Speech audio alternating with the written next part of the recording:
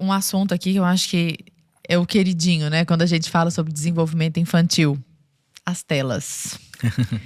Existe espaço para telas hoje? É melhor 0 tela até 18 anos? Ou tem espaço para tela? Qual é o ideal? A gente sabe que existe o mundo real, o mundo ideal, né? Idealmente falando, a neurociência já tem algo para nós a respeito disso? Então vamos lá. Primeira coisa é que assim, tela a gente começou a ter acesso no lançamento do iPhone em 2007.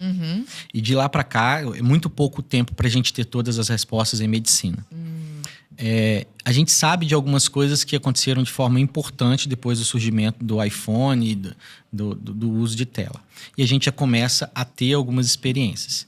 O primeiro momento foi definir assim, olha, de 0 a 2 anos, 0. De 2 a 5 anos, 11 meses, 29 dias, 1 hora por dia. De 6 a 12 anos, 2 horas. Acima de 12 anos, com observação e orientação do pai. Esse foi o primeiro momento. A gente esteve nesse momento. No segundo momento, agora que nós estamos vivendo, tem se discutido muito assim, olha, tão importante quanto o tempo é o que o meu filho está vendo. Se o seu filho fica vendo 2 horas de internet, mas ele está estudando, ele está aprendendo, ele está vendo um documentário que está trazendo para ele ganhos, é uma coisa. Se o seu filho fica lá no short, vendo dancinha, Felipe besteira... Neto. né? Nelipe. Nelipe Feto. É outra coisa, sabe? Então a gente Mas tá seu filho está vendo Pindorama. Exato. Maravilhoso. Eu ia falar isso agora, que história é essa que não pode tela se você indicou o Pindorama, que é o nosso documentário para crianças? Então, é exatamente por isso. Porque mais importante do que o tempo é o que o meu filho está vendo. E Pindorama, a gente sabe da qualidade e do conhecimento que ele traz para os meus filhos. Então, eu permito. E aí eu tenho que colocar uma outra coisa, assim... Impreterivelmente, os nossos filhos irão precisar de tecnologia para viver. Quando você pega o meu pai tem 72 anos, ele vai usar o mouse, ele faz assim... Por quê? Porque ele não aprendeu a dar o clique devagarzinho, ele aperta com muita força. E aí, se eu não permitir que o meu filho experimente a tecnologia, ele pode se cegar.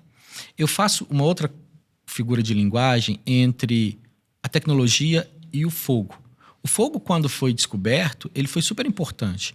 Ele permitiu que a gente sentasse em roda, transferisse cultura, ele permitiu aquecimento, cozinhar os alimentos.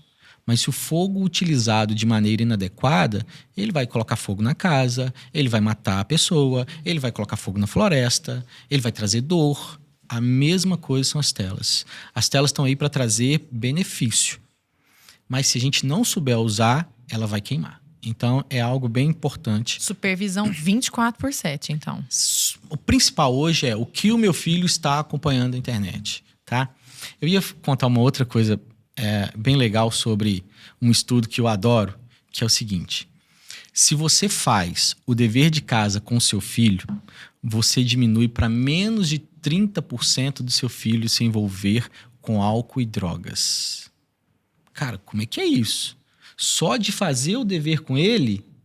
Então, na realidade, eu acredito que eles só estão vendo a ponta da solução, né? Porque um pai que faz o dever com o filho, provavelmente está preocupado com uma série de outras coisas. E daqui a pouco a gente vai começar a ter estudos que mostram isso. A criança que utiliza dessa forma vai ser assim, a criança que utiliza dessa outra forma vai ser assim. A gente sabe que tem alguns horários que a gente não deve usar, né? Por exemplo, a partir de 20 horas, a gente sabe que a luz azul atrapalha o sono.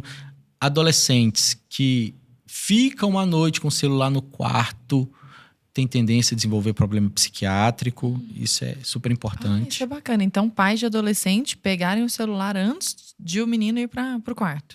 Eu acho que a partir de 21 horas, ninguém tem que ter celular, nem o pai. Sim, concordo. Sabe assim? Não, até porque 21 horas lá em casa eu já tô dormindo há uns 15 minutos já.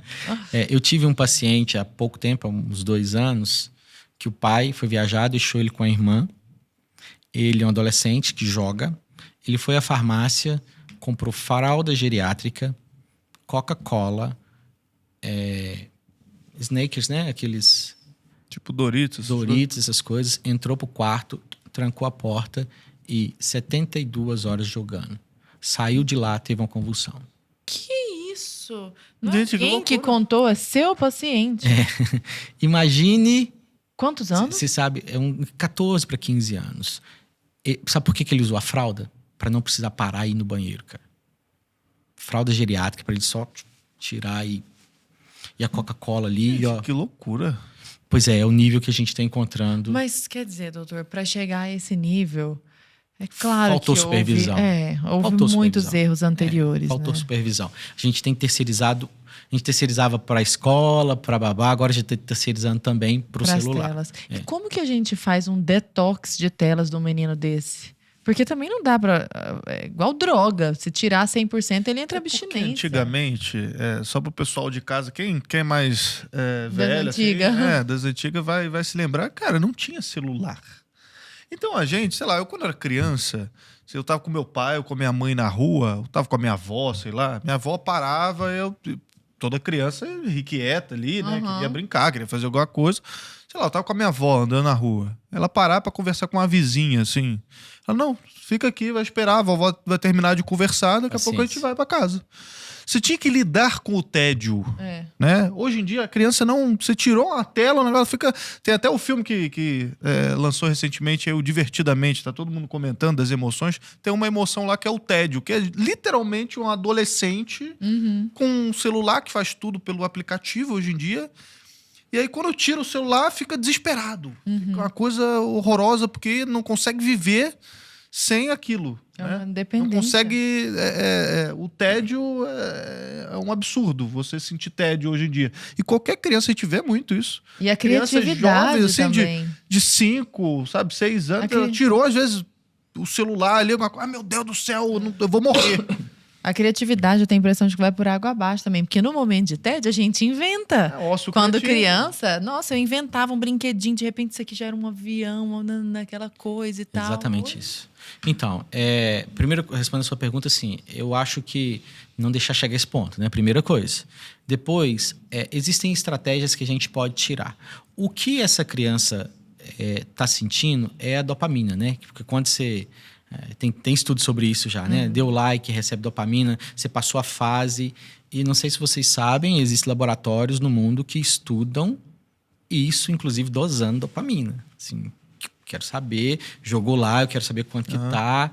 E os jogos cada vez mais, né? Essa gamificação, você ganha um bonuzinho, você ganha uma estrelinha, você passa de fase aqui, você faz isso. E se você lembrar, na nossa época, na minha época do Atari, o jogo estava lá e ele não mudava durante o percurso. Hoje não, o jogo ele muda. Tem uma pessoa lá programando que realimenta esse jogo e vai... Poxa, descobri que se ele fizer isso aqui, ele toma mais dopamina, ele vai mais dopamina, ele vai mais para dopamina. Então, isso tem acontecido muito. Então, respondendo a sua pergunta, assim, eu acho também que a pessoa que está nessa situação não consegue tirar de uma vez.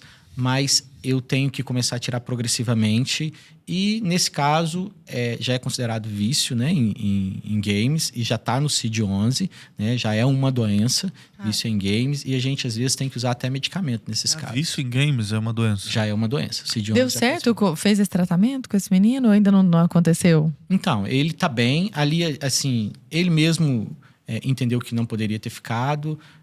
Ele mesmo falou que não é daquele jeito. E ele está em tratamento terapêutico. E, graças a Deus, ele não ficou com sequela. Né? Ele teve um AVC isquêmico, mas não ficou com sequela. E está desenvolvendo. Está indo, está bem. Está bem. Espero que ele continue indo bem.